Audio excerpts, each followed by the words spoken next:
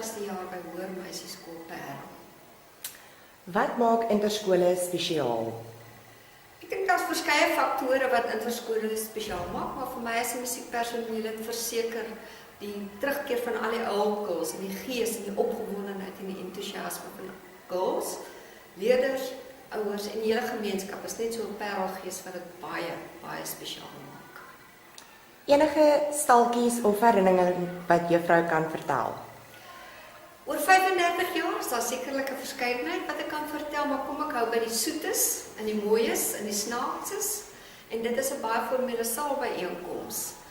Daai dae was Vlaar nog ingedra, kinders het doodstil op aandag gestaan, personeel sit op die verhoog en die volgende oomblik is daar een harde slag.